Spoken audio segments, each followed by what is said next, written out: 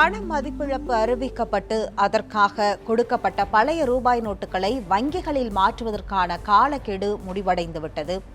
இன்னொரு புறம் புதிய நோட்டுகள் எப்போது கிடைக்கும், பண தட்டுப்பாடு எப்படி சரியாக போகிறது, ரொக்க பரிமாற்றத்திலிருந்து நேற்றைக்கு பிரதமர் மோடி அறிவித்திருக்கக்கூடிய அந்த புதிய ஆப் பீம் என்று சொல்லக்கூடிய அந்த ஆப் எப்போது நடைமுறைக்கு வரப்போகிறது, அதை இந்தியாவில் இருக்கக்கூடிய அனைத்து தரப்பு மக்களும் எப்படி பயன்படுத்த போகிறார்கள், இந்த பயன்பாடுகளை சாத்தியப்படுத்துவது எப்படி, ரொக்கமற்ற இந்தியா அல்லது குறைந்த அளவில் பணத்தை ரொக்கமாக பரிமாற்றம் செய்வதும் பெரிய அளவில் மின்னணு பரிமாற்றம் இணைய பரிமாற்றம் செய்யும் பொழுது சந்திக்க இருக்கக்கூடிய சவால்கள், பிரதமர் மற்றும் நிதியமைச்சர் முன்வைக்கக்கூடிய மறைமுக நேரடி வரி வருவாயுடைய அதிகரிப்பு வரும் பட்ஜெட்டில் எப்படியாக எதிரொலிக்க போகிறது, வருமான வரியில் ஏதாவது விலக்களிக்கப்படுமா அல்லது மற்ற வரிகள் குறைப்பதற்கான வாய்ப்பு இருக்கிறதா என்பது குறித்து இன்றைக்கு பொருளாதார பேராசிரியர் மற்றும் நிபுணரான திருமதி ராஜலட்சுமி அவர்களுடன் நாம் விரிவாக விவாதிக்கலாம்.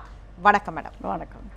நீங்கள் இந்த அறிவிப்பு மற்றும் இப்பொழுது இருக்கக்கூடிய நடவடிக்கையை எப்படி பார்க்கிறீங்க? அதாவது ஒரு நாட்டுக்கு ரொம்ப நாளாகவே ஒரு தேவைப்பட்ட ஒரு களையெடுப்பு மாதிரி, அதாவது கருப்பு பணம் ஒழிக்கணும், லஞ்சம் ஊழல் இவற்றையெல்லாம் ஒழிக்கணும்னு. நீங்கள் இந்திய டெமோக்ரஸி பார்த்தீங்கன்னா நல்லா ஒரு பொலிட்டிக்கல் சிஸ்டம் நல்லாவே டெவலப் ஆகிட்டு வருது. அது எக்கனாமிக் டெமோக்ரஸிங்கிறது ஒரு லேக் ஆகிட்டு இருக்குது. அது ஒரு பேரலல் எக்கானமியால் ரொம்ப கெடுக்கப்பட்டிருக்குன்னு சொல்லலாம். இந்த கருப்பு பணம், இந்த லீக்கேஜஸ், இந்த முன்னாள் ராஜீவ் காந்தியே சொன்னார், நம்ம பணம் கவர்மெண்ட் செலவழிச்சோன்னா ஒரு 10% 15% தான் போய் சேருது மக்களுக்கு, மற்றதெல்லாம் மக்களுக்கு போய் சேரல. அதெல்லாம் எங்கே போகுதுன்னு சொல்லி பார்த்தீங்கன்னா இந்த மாதிரி கமிஷன் 5%, 7%, 35-40% அரசாங்கமே வாங்குது. அப்படி ஒரு சிஸ்டத்துலேயும் போகும்போது எஜுகேஷன் சிஸ்டம் கரெக்ட் ஆகியிருக்கு. ஸோ ஒரு சிஸ்டமும் கரெக்ட் ஆகிட்டே போகும்பொழுது அதில் டேக்ஸ் இவேஷன் வேறு. இந்த டேக்ஸ் இவேஷன் இந்தியாவை பார்த்திங்கன்னா ப்ரோக்ரெசிவ் டைப் ஆஃப் டேக்ஸ், அதாவது வருமானம் கூட டேக்ஸ் கூட்டிகிட்டே போகும். சில இடங்களில் டேக்ஸ் கன்செஷனும் உண்டு. சில மாதிரி family income put together tax கிடையாது, விமனுக்கு தனியாக மென்னுக்கு தனியாக இருக்குது. நிறைய நாடுகள் அது கிடையாது. இந்த மாதிரி ஒரு வெல்ஃபேர் ஸ்டேட்டோட க்ரைட்டீரியாவும் இருக்குது. அதே சமயத்தில் பாவர்ட்டி இராடிகேஷன் ஈக்குவாலிட்டி க்ரைட்டீரியாவும் நம்ம டேக்ஸேஷனில் இருக்குது.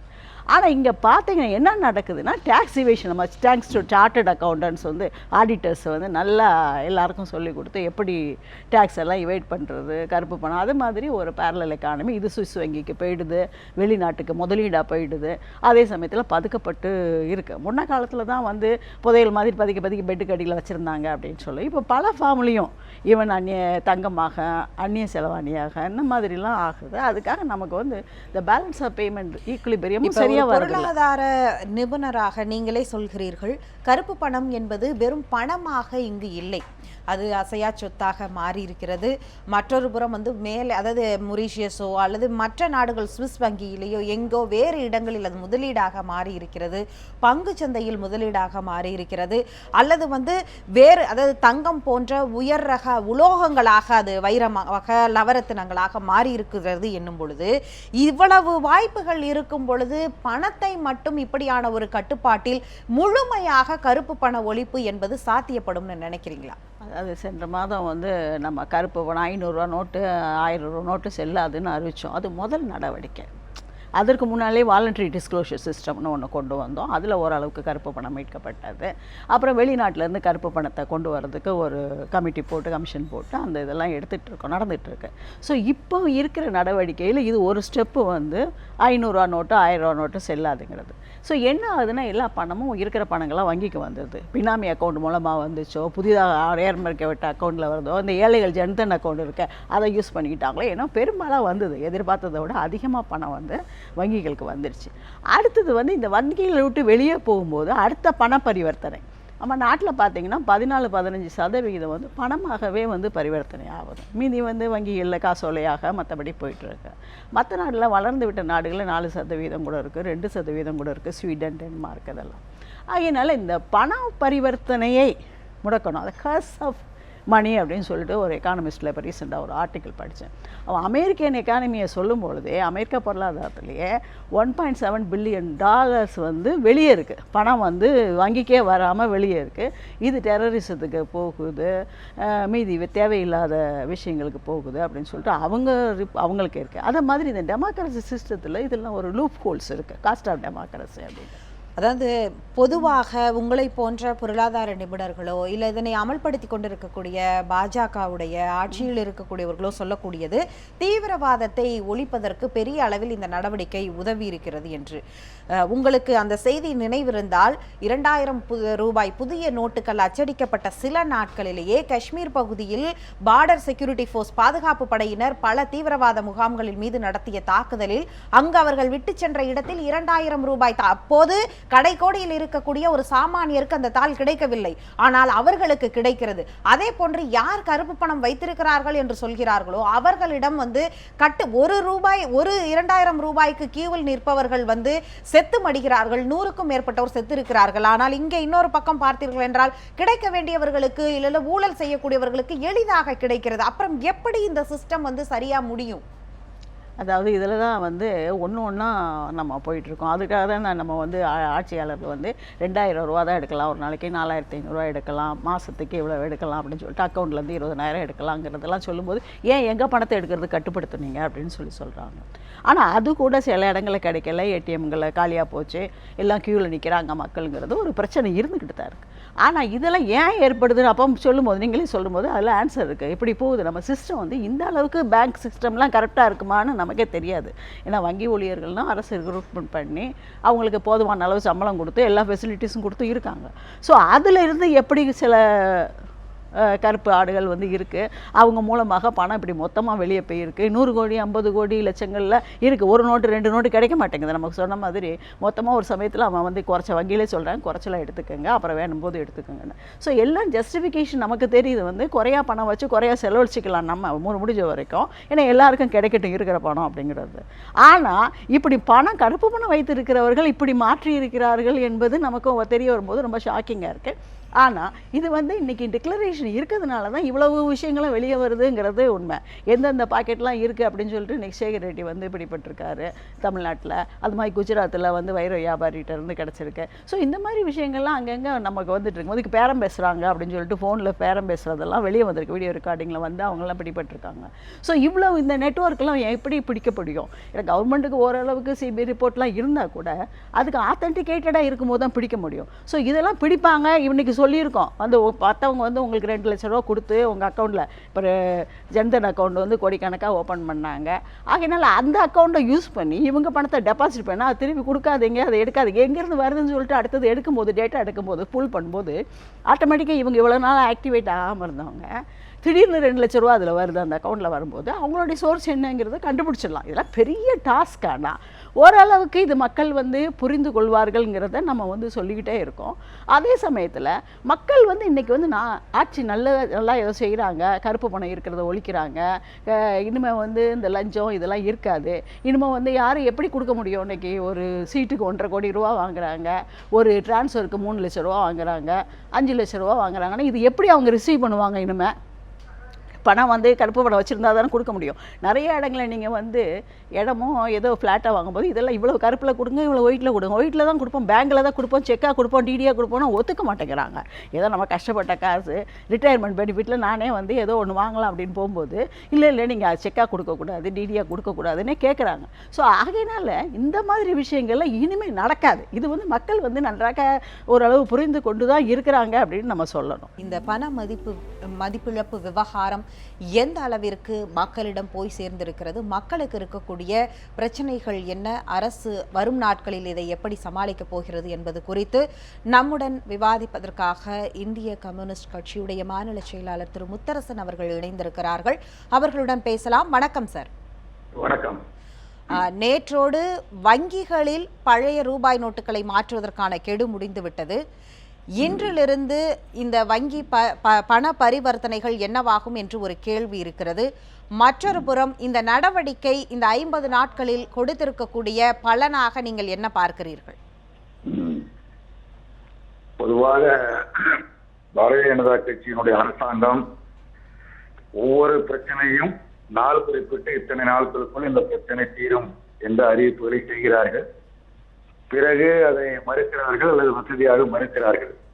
உதாரணமாக தேர்தல் பிரச்சாரத்தில் மிக முக்கிய பிரச்சனையாக பிஜேபியின் சார்பில் முன்வைக்கப்பட்டது வெளிநாட்டில் இந்தியர்கள் முதலீடு செய்துள்ள கருப்பு பணம் மீட்கப்பட்டு 100 நாட்களில் மீட்கப்பட்டு ஒவ்வொரு இந்திய குடிமகனுக்கும் 15 லட்சம் ரூபாய் வங்கியில் டெபாசிட் செய்யப்படும் என தெரிவித்தார்கள். 2.5 ஆண்டுகள் முடிந்துவிட்டது. அது குறித்து இப்பொழுது பேசுவதே இல்லை. அதற்கு மாறாக மோடி அப்படி தெரிவிக்கவில்லை என்ற ஒரு கருத்தை வெளியிட்டு வருகிறார்கள். அதே போல இன்றைய பத்திரிகையில் பார்த்தீர்களேயானால் இந்த நவம்பர் 8ஆம் தேதி திரு மோடி அவர்கள் உயர் மதிப்புள்ள 86% பயன்பாட்டில் இருந்த ரூபாய் 500, 1000 செல்லாதென அறிவித்து இதனால் ஏற்படக்கூடிய பிரச்சனை 50 நாட்களில் தீர்க்கப்படும் என்று அறிவித்தார். ஆனால் இன்றைக்கு மத்திய இணையமைச்சர் மரியாதைக்குரிய பொன் ராதாகிருஷ்ணன் அவர்கள் கூறுகிற பொழுது நாங்கள் அப்படி 50 நாட்கள் என்று குறிப்பிடவில்லை என்று அவர் குறிப்பிட்டிருப்பது இன்றைக்கு நாளேடுகளில் செய்தியாக வந்திருக்கிறது. இதன் மூலமாகவே இந்த திட்டம் தோற்று போய்விட்டது என்கிற ஒரு உண்மையை அவர் மறைமுகமாக ஒப்புக்கொள்கிறார் என்று பொருளாகிறது. மொத்தத்தில் தாங்கள் பிடித்த முயலுக்கு 3 கால் என அவர்கள் திரும்ப திரும்ப வாதிட்டு வருகிறார்கள். மொத்தத்தில் இந்த திட்டம் தோற்று போய்விட்டது. மோடி அவர்கள் அறிவித்த கருப்பு பணத்தை பிடிப்போம், கள்ளப்பணத்தை ஒழிப்போம், ஊழலை ஒழிப்போம் என்கிற அந்த முழக்கங்கள் எல்லாம் வெற்று முழக்கங்களாக ஆகிவிட்டன என்பதுதான் நமக்கு உணர்த்துகிற பாடம். அதாவது வருமான வரித்துறையுடைய சோதனையில் பெரிய அளவில் பணம் நாடு முழுவதும் இப்பொழுது பதுக்கி வைக்கப்பட்டிருந்த பணங்கள் எல்லாம் வெளியே வந்திருக்கிறது. தீவிரவாதிகளுடைய மிகப்பெரிய தாக்குதல்கள் எல்லாம் முறியடிக்கப்பட்டிருக்கிறது. தீவிரவாதிகளுடைய ஒட்டுமொத்த நடவடிக்கையுமே இப்பொழுது ஒடுக்கப்பட்டிருக்கிறது. இன்னும் சொல்ல போனால் காஷ்மீர் பகுதிகள் இப்பொழுது முன்பு போன்று இல்லை, இப்படியாக சொல்லப்படுகிறதை நீங்கள் எப்படி பார்க்கிறீர்கள்? அவர்கள் தீவிரவாதத்தை ஒழித்து விட்டதாக அந்த கருப்பு பண ஒழிப்போடு சேர்த்து ஒரு கருத்தை முன்வைப்பதை, அதாவது இப்படி எல்லாம் சொல்லி மக்களை திருப்திப்படுத்துவதற்கு பாரதிய ஜனதா கட்சி தலைவர்கள் முயற்சிகளை மேற்கொள்கிறார்களே தவிர எந்த கருப்பு பணத்தை ஏதோ ஒரு சில இடங்களில் பிடித்திருக்கிறார்கள், அதுவும் சில குறிப்பிட்ட மாநிலங்களில் பிடித்திருக்கிறார்கள். அதில் அரசியலும் இருக்கிறது என்பது எல்லோருக்கும் ஒரு தெரிந்த உண்மை. அதாவது தாங்கள் இந்த திட்டத்தில் வெற்றி பெற முடியவில்லை என்பதை ஒப்புக்கொள்வதற்கு மாறாக அதை மறைப்பதற்கு பல்வேறு செய்திகளை இப்படி வெளியிட்டு மக்களை திருப்திப்படுத்தலாமா என முயற்சிக்கிறார்கள். நேற்று கூட ஆயிரக்கணக்கான மக்கள் வரிசையில் இருக்கிறார்கள். இந்த ரூபாய் நோட்டு செல்லாது என்று அறிவித்ததன் மூலமாக இந்த 1000, 500 ரூபாய் நோட்டு இதுவரை 14 லட்சம் கோடி அளவிற்கு பேங்குக்கு திரும்ப வந்துவிட்டது. இதில் கருப்பு பணம் எங்க இருக்கிறது, இதில் எவ்வளவு கருப்பு பணம் என்பது குறித்து அரசு இதுவரையில் எந்த விளக்கமும் அளிக்கவில்லை. இதிலிருந்து இவர்கள் ஒரு நாடகம் ஆடிக்கொண்டிருக்கிறார்கள். தாங்கள் ஒரு தீவிர நடவடிக்கை எடுப்ப போன்ற ஒரு தோற்றத்தை உருவாக்க முயற்சிக்கின்றார்கள். அந்த முயற்சி வெற்றி பெறாது என்பதுதான் என்னுடைய கருத்தாகும். புதியதாக அம்பேத்கர் பெயரில் பீம் என்ற பெயரில் ஒரு செயலியை அறிமுகம் செய்ய இருக்கிறார்கள். சாமானியர்கள் கூட அந்த மின்னணு பண பரிவர்த்தனையை செய்ய முடியும் என்று நேற்றைக்கு பிரதமர் மோடி அவர்கள் அந்த செயலி குறித்து அறிவித்திருக்கிறார். அது குறித்து உங்களுடைய கருத்து என்ன சார்?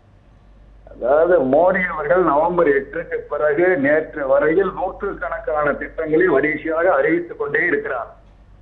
அதாவது ஒன்றன் பின் ஒன்றாக புதிதாக அறிவித்திருக்கிறார். 2000 ரூபாய்க்கு மேல முதலில் 4000 எடுத்துக்கொள்ளலாம், பிறகு 4500 எடுத்துக்கொள்ளலாம், பிறகு அந்த 2000 தான் எடுத்துக்கொள்ளலாம், இப்பொழுது ஏடிஎம் மூலம் 4500 எடுத்துக்கொள்ளலாம் என்று இன்றைக்கு செய்திகள் வந்திருக்கிறது. புதிய திட்டங்களை அறிவித்து மக்களுக்கு இருக்கிற இந்த கோபத்தை தணிப்பதற்குள்ள முயற்சியாகத்தான் இதை பார்க்கிறேன். மின்னணு மூலமாக ரூபாய் நோட்டுகளை எடுத்துக்கொள்ளலாம் என்பது இந்தியாவில் எந்த அளவிற்கு சாத்தியம்? ஏழை எளிய மக்கள், விவசாயிகள் நிறைந்த இந்த தேசத்தில் 120 கோடி மக்களில் பெரும்பகுதி மக்கள் சாதாரண மக்கள், எளிய மக்கள், உழைப்பாளி மக்கள், அவர்களெல்லாம் எப்படி பயன்படுத்த முடியும் என்பதை தயவு செய்து ஒரு கணம் சிந்தித்து யோசித்து இந்த அறிவிப்புகளை எல்லாம் அவர்கள் செய்ய வேண்டும் என்பதுதான் என்னுடைய கருத்தாகும். தொடர்ந்து இணைப்பிலேயே இருங்க சார். அதாவது பார்த்தீர்கள் என்றால் சாமானிய மக்கள் அந்த பீம் ஆப்பை எப்படி பயன்படுத்த முடியும் அப்படிங்கிற ஒரு கேள்வியை முன்வைக்கிறார்கள். நீங்கள் அதை எப்படி பார்க்குறீங்க? அதாவது செல்ஃபோன் நம்ம நாட்டில் வரும்பொழுது அது முதல்ல இன்கமிங் கால் எல்லாமே காஸ்ட்லியாக இருந்தது. இதை எப்படி யூஸ் பண்ண முடியும்னு யாரோ ஒருத்தர் செல்ஃபோன் வச்சுருந்தா கூட, ட்ரெயினில் வச்சுருந்தா கூட எல்லாம் எப்போ பார்த்துட்டு இருந்தோம். உண்மையில் அதான் நிலைமை. அப்போ ஆனால் ஜப்பான் போன்ற நாடுகளில் எல்லாருக்கும் கூடையாக செல்ஃபோன் வித்துட்டு இருப்பாங்க. நான் ஒரு தடவை போயிருக்கும்போது பார்த்தேன். ஆக்சுவலாக அதை மாதிரி இப்போ இங்கே பார்த்தீங்கன்னா தெருவில் எல்லாம் எல்லாருக்கும் பேசுவோம். மத்திய இணையமைச்சர் பொன் ராதாகிருஷ்ணன் அவர்கள் இப்பொழுது தொடர்பில் இருக்கிறார்கள். வணக்கம் ஐயா. வணக்கங்க. இந்த நடவடிக்கைகள் பண மதிப்பிழப்பு நடவடிக்கைகள் குறித்து உங்களுடைய கருத்து? 50 நாட்கள் காலக்கெடு முடிந்து விட்டது. இப்பொழுது மக்களிடம் இருக்கக்கூடிய கேள்வி, அவர்களுடைய வங்கியில் இருக்கக்கூடிய பணத்தை முழுமையாக எடுத்துக்கொள்ளலாமா என்பதுதான் முதல் கேள்வியாக இருக்கும். அதன் பிறகுதான் அது நாட்டிற்கான பலனாக என்னவாக மாறி இருக்கிறது என்ற அடுத்த கேள்வியாக இருக்கும். உங்களுடைய பார்வை என்னன்னு சொல்லுங்க. முதலாவது அம்சம், இந்த 50 நாட்கள் அவகாசம் கொடுத்து பயன்பாட்டில் இல்லாத பணங்களை, பயன்படுத்த முடியாது என்று அறிவிக்கப்பட்டிருக்கக்கூடிய பணங்களை ஒப்படைக்கலாம் அப்படின்னு சொல்லிட்டு போதுமான அளவுக்கு கால அவகாசம் கொடுத்திருக்கிறாங்க. லட்சக்கணக்கான கோடி ரூபாய்கள் வங்கிகள்ல இருந்து முதலீடு செய்யப்பட்டிருக்குது. ஆகையினால சாதாரண மக்களுக்கு இனி இது சம்பந்தமான பிரச்சனைகள் வருவதற்கான வாய்ப்பே கிடையாது. ஒரு சில பேருக்கு ஏற்படக்கூடிய பிரச்சனைகள் எதுவாக இருக்கலாம் அப்படின்னு சொல்லிட்டு பார்த்தோம்னா, வெளிநாட்டில் இருக்கக்கூடிய இந்தியர்கள் இது போல உள்ள சில பேர் அவங்க கொஞ்சம் பணம் கையில கொண்டு போயிருக்கலாம், இந்திய பணத்தை கையில வச்சிருக்கலாம், அல்லது இங்க இந்தியாவில் அவர்களுடைய வீடுகளில் எங்கேயாவது ஒரு இடத்துல அவங்க வச்சுட்டு போயிருக்கலாம். இப்போ அவங்க அதை மாத்துறதுக்கு கொஞ்சம் கால அவகாசம் தேவைப்படும். அதுவும் கூட நம்ம கொடுத்துருக்குறாங்க, அரசாங்கத்திலிருந்து கொடுத்துருக்குறாங்க. இன்னும் சில மாதங்கள் அதை மாற்ற முடியும், ரிசர்வ் வங்கி மூலமாக மாற்ற முடியும் அப்படின்னு சொல்லி கொடுத்துருக்குறாங்க. இது போக வங்கிகள் மூலமாட்டும் ஏடிஎம் மூலமாட்டும் பெறக்கூடிய பணத்தினுடைய அளவு அதிகப்படுத்தியிருக்கிறாங்க. இப்போ ஏடிஎம் எல்லா இடங்கள்லையுமே செயல்படுறதுக்கு துவங்கியாச்சு. நோட்டுகள் 500 ரூபா நோட்டு போன்றவையெல்லாம் சாதாரணமாக கிடைக்கக்கூடிய அளவுக்கு சூழ்நிலைகள் உருவாயிட்டு இருக்கு. இப்போ நாம நம்முடைய நாட்டு மக்களுக்கு நன்றி சொல்றதுக்கு நாம கடமைப்பட்டு, அரசாங்கம் நன்றி சொல்ல கடமைப்பட்டு, ஒவ்வொரு மனிதரும் ரொம்ப ஆழமான நம்பிக்கையை நம்முடைய பிரதமர் மீது வைத்து அவங்க தங்களுக்கு ஏற்பட்ட சின்ன சின்ன சிரமங்களை மகிழ்வோடு ஏற்றுக்கொண்டார்கள். அவங்க சிரமம்தான் மகிழ்வோடு ஏற்றுக்கொண்டார்கள். மகிழ்வோடு ஏற்றுக்கொண்டார்கள் என்று சொல்லும் பொழுதே இன்னொரு பக்கம் 100க்கும் மேற்பட்டோர் இறந்து போயிருக்கிறார்கள். ஒரு 2000 ரூபாய் நோட்டிற்காக மணிக்கணக்கில் கியூவில் நின்றிருக்கிறார்கள். அதை நாம் எப்படி எடுத்துக்கொள்வது? நிச்சயமாக இதெல்லாம் நாம வருத்தப்பட வேண்டிய ஒரு விஷயம், தவிர்க்கப்பட்டிருக்க வேண்டிய ஒரு விஷயங்கள் தான். ஆனால் அதே நேரத்தில் இது நாம வேண்டும் என்று செய்யக்கூடிய விஷயம் கிடையாது. ஒரு நல்ல விஷயத்திற்காக செய்யும் போது இதுல சில அசம்பாவிதங்கள் நடந்திருக்குது. அதை இல்லைன்னு நாம சொல்ல முடியாது. அதை நாம எந்த மாதிரி சமாளிக்கிறது அப்படிங்கறது நம்ம பார்க்க வேண்டிய விஷயம்தான். அதே நேரத்துல இதனுடைய நோக்கத்தை நாம தவறாக சொல்றது சரியாக இருக்க முடியாது. ஒரு மக்களுடைய பார்வை வேற, அரசியல் எதிர்கட்சிங்கக்கூடிய முறையில அவர்களுடைய விமர்சனங்கள், பார்வைகள் அப்படிங்கிறது வேற. இந்த இரண்டு விஷயங்களும் இன்னைக்கு ஒரே நேரத்துல நடந்திருக்குது. சாதாரண மக்கள் நீங்க சொல்லக்கூடிய எல்லா விஷயங்களும் எல்லாருக்கும் தெரியும். தெரிந்தாலும் கூட அவர்கள் ஏன் பொறுத்து கொண்டாங்க அப்படின்னு சொன்னதுன்னா, அவங்களுக்கு அசைக்க முடியாத நம்பிக்கை இருக்குது நமக்காக நடக்கக்கூடிய ஒரு விஷயம் அப்படின்ட்டு. அதனாலதான் அவங்க அதை பொறுமையோடு ஏற்றுக்கொண்டிருக்கிறாங்க. ஏன்னா அரசாங்கத்தினுடைய, பிரதமருடைய உண்மையான நோக்கத்தை புரிந்து கொண்ட மக்களாக முதல் முறையாக, ரொம்ப காலத்துக்கு பின்பாக, நீண்ட இடைவெளிக்கு பின்பாக பிரதமருடைய உண்மையான நோக்கத்தை புரிந்து கொண்ட மக்களாக இன்னைக்கு நம்ம மக்கள் இருக்காங்க. மக்கள் புரிந்து கொண்டார்களா என்பது கள யதார்த்தத்தில் ஒரு கேள்வியாகவே தான் நின்று கொண்டிருக்கிறது. அது கியூவில் நிற்கக்கூடிய, வங்கியிலும் ஏடிஎம்களிலும் நிற்கக்கூடியவர்கள். ஏடிஎம்கள் முழுமையாக செயல்படவில்லை. கிட்டத்தட்ட 70% மேலான ஏடிஎம்கள் செயல்பாட்டில் இல்லை. இருக்கக்கூடிய ஏடிஎம்களிலும் பொருளாதார விவகாரத்துறை அமைச்சர் 2500 ரூபாய் வரை எடுத்துக்கொள்ளலாம் என்று சொன்னார்கள். ஆனால் ரீகாலிபிரேட் செய்து புதிய வகைகளில் புதிய பணங்கள் வருவதற்காக மாற்று வகையில் வெளியிடப்பட்ட அந்த ஏடிஎம்கள் கூட 2000 ரூபாய் மட்டும்தான் வருகிறது. அது கூட பெரும்பாலான ஏடிஎம்களில் இல்லை என்ற ஒரு குற்றச்சாட்டு இருக்கிறது.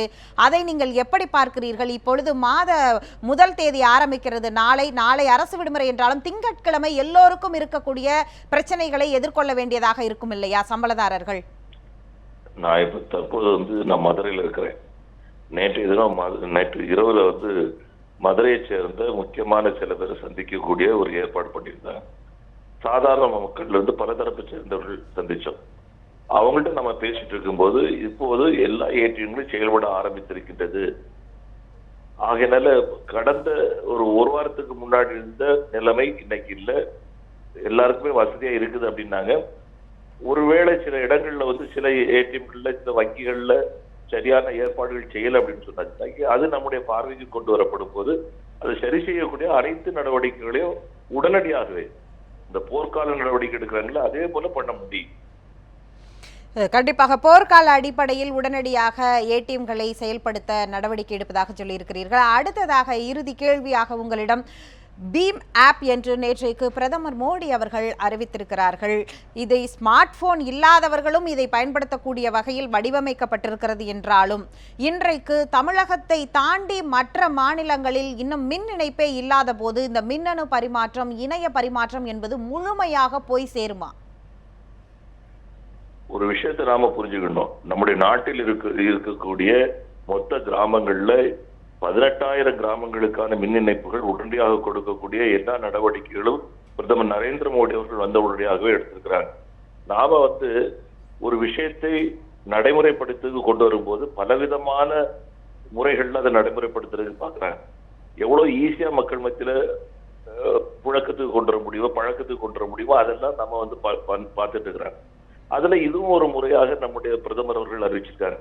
ஒரு பிரதமர் சாதாரண கிராமத்தில் இருக்கக்கூடிய சாதாரண மனிதனுடைய கஷ்டங்களையும், யாராக இருந்தாலும் எந்த தரப்பு சேர்ந்தவராக இருந்தாலும் அவருடைய கஷ்டங்களையும் அனுதினமும் ஒவ்வொரு நிமிஷமும் யோசிச்சு அதை சரி பண்றதுக்கு திட்டங்கள் வகுத்து செயல்படுத்திக்கிட்டு இருக்காருங்கிறதே நமக்கு கிடைச்சிருக்கக்கூடிய ஒரு மிகப்பெரிய பாக்கியம். இதுக்கு முன்னாடி இதெல்லாம் நடந்தது கிடையாது, நடைமுறைப்படுத்துறதுக்கு யாரும் யோசிச்சதும் கிடையாது. பாமர மக்கள் மத்தியில் இதை கொண்டு போயாச்சுன்னு சொன்னா ஏற்றுக்கொள்ள மாட்டார்கள் அப்படிங்கூடிய ஒற்றை வார்த்தையை சொல்லி அவங்க புரிந்து கொள்ள மாட்டார்கள் அப்படின்னு சொல்லி வச்சு அவங்க புரிந்து கொள்ளாமலே ஆக்கிவிட்ட ஒரு காலம்தான் கடந்த காலங்களில் நம்ம பார்த்திருக்கிறோம். இன்னைக்கு இருக்கக்கூடிய பிரதமர் பாமர மக்களாலும் சிறப்பாக செயல்பட முடியும், அவங்களாலே எல்லாமே நடைமுறைப்படுத்த முடியும் அப்படின்னு அவர்களே எஜுகேட் பண்ணி கொண்டிருக்கக்கூடிய ஒரு பிரதமராக நம்ம பிரதமர் இருக்கிறார். அதுதான் நாம எடுத்துக்கணும். வருங்கால பாமர மக்களுக்கு விழிப்புணர்வை ஏற்படுத்தி அந்த வகையில் இந்த பிரதமர் புதிய அளவில் ஒரு மாற்றத்தை பிரதமர் அவர்கள் கொண்டு வருகிறார், இது சாமானியர்களும் இதனை பயன்படுத்த முடியும் என்ற கருத்தை பகிர்ந்திருக்கிறீர்கள். உங்களுடைய கருத்துக்கு ரொம்ப நன்றி சார். ரொம்ப சந்தோஷம். மேடம், நீங்கள் சொல்லுங்கள், அந்த ஆப் வந்து சாமானியர்கள் பயன்படுத்துவதற்காக பிரதமர் மோடி அவர்கள் அறிவித்திருக்கிறார் என்று இப்போ மத்திய அமைச்சர் அவர்கள் சொன்னார்கள். வழக்கமாக இன்றைக்கு ஆப்களை பயன்படுத்தக்கூடிய இடங்களில் நாம் வந்து இங்கே 3ஆக நம்முடைய இந்தியாவில் இருக்கக்கூடிய வயது மிக்கவர்களை நாம் பிரிக்க முடியும். முதியோர்கள், இளைஞர்கள், அப்புறம் குழந்தைகள். இதிலும் வந்து பார்த்தீர்கள் என்றால் படித்தவர்கள், படிக்காதவர்கள், பொருளாதார ரீதியாக பின்தங்கி இருந்தவர்கள், பொருளாதார ரீதியாக உயர்ந்து நிற்பவர்கள், இப்படி இதையெல்லாம் தாண்டி நம்முடைய மத ரீதியாக சிறுபான்மையினர்கள் அல்லது சமூக ரீதியாக, சாதிய ரீதியாக என்று பல்வேறு பன்முகங்களோடு இருக்கக்கூடிய சூழ்நிலையில் இதில் இந்த செயலியை பயன்படுத்தி இதனை வந்து பண பரிவர்த்தனை செய்யக்கூடியவர்களுடைய எண்ணிக்கை எவ்வளவாக இருக்கணும்னு நினைக்கிறீங்க நீங்க? அதனுடைய சதவிகிதம். அதுக்கு முன்னாடி நம்ம அமைச்சர் பொன் ராதாகிருஷ்ணன் அவர்கள் ஒரு நல்ல விளக்கம் கொடுத்தாரு. எப்படி மக்கள் வந்து அதுக்குள்ள ஒரு அக்செப்ட் ஆறாங்க, எடுத்துட்டு போறாங்கிறத. நம்ம ஏற்கனவே செல்போன் எப்படி பாப்புலர் ஆச்சுங்கிறத பார்த்தோம். நீங்கள் வந்து இது படிப்பறிவோ ஒரு பணம் வைத்திருக்கிறவங்களோ இல்லாதவர்களோங்கிற கணக்கே கிடையாது. ஒரு சிஸ்டம் வரும்போது எப்படி வந்து ஒரு இதுக்குள்ளே ஃபீல்டு ஒர்க்கும் நடத்திக்கிட்டு இருக்காங்க. அரசை வந்து அங்கங்கே சொல்லி, மக்கள்கிட்ட சொல்லி, கட்சியாளர்கள்ட்ட சொல்லி ஃபீல்டு ஒர்க் எல்லாருக்கும் எப்படி ஆப்பை யூஸ் பண்ணணும்னு சொல்லி கொடுங்க, பணம் இல்லாத ட்ரான்ஸ்ஃபர் எப்படி பண்ணணும்னு சொல்லி கொடுங்கன்னு அது ஒரு திட்டம் நம்ம அமைச்சர் பொன் ராதாகிருஷ்ணன் கூட அதில் இன்வால்வ் ஆகி பண்ணிக்கிட்டு இருக்காங்க. ஆகையினால இந்த மாதிரி அங்கங்கே ஃபீல்டு ஒர்க்கும் நடந்துகிட்டு இருக்குங்கிறது இன்னொரு பேரலல் இன்ஃபர்மேஷன் உங்களுக்கு. அதனால் இது வந்து போய் சேருங்கிறது அது சேர்ந்துடும். அந்த மாதிரி பவர் ஷார்ட்டேஜ்லாம் நீங்கள் கேட்டீங்க கேள்விகள் வந்து அந்த பவர் ஷார்ட்டேஜ் எல்லாத்தையுமே ரெக்டிஃபை பண்ணி கொண்டு வந்துட்டுருக்கு அரசு. முதல்ல நீங்கள் பார்த்தீங்கன்னா ஜன்தன் வங்கி அக்கௌண்ட் வந்து மக்களுக்கு பரவலாக கொடுக்கப்பட்டது. அப்போ கேஸ் மானியம் வந்து மக்களே முன் வந்து 1.5 கோடி மக்கள் வந்து வேண்டான்னு அதை விட்டு போயிருக்காங்க. அது ஏழைகள் கொடுக்கப்பட்டிருக்கிறது. ஆகையினால் இந்த மாதிரி மக்கள் பரவலாக வரவேற்கக்கூடிய அரசு இதை வந்து மக்கள் பரவலாக நல்லது செய்யும் எதிர்பார்த்து பரவலாக மக்களிடம் வரவேற்பு இருக்கிறதா, அதனை மக்கள் உண்மையாகவே அரசுடைய திட்டங்களை முழுமையாக பயன் பெற்றுக் கொண்டிருக்கிறார்களா என்பது மக்கள் பார்வைக்கே நாம் விட்டுவிடலாம். இன்றைய நிகழ்ச்சியில் பங்கேற்று உங்களுடைய கருத்துக்களை நீங்கள் பகிர்ந்து கொண்டதற்கு ரொம்ப நன்றி. ரொம்ப நன்றி. இந்த மாதிரி ஒரு கருத்துக்களை வந்து மக்களிடம் எடுத்து சொல்லணும் மீடியா மூலமாகங்கிறது முக்கியம். இது மக்களுக்காக செயல்படுகிற திட்டம். மக்கள் இந்த ஆப்பை வந்து யூஸ் பண்ணுவாங்க. நீங்கள் இன்னும் 1 மாதம் 2 மாதத்தில் பார்க்க போகிறீங்கிறதையும் சொல்லி கண்டிப்பாக பார்க்கலாம் மேடம். ரொம்ப நன்றி மேடம்.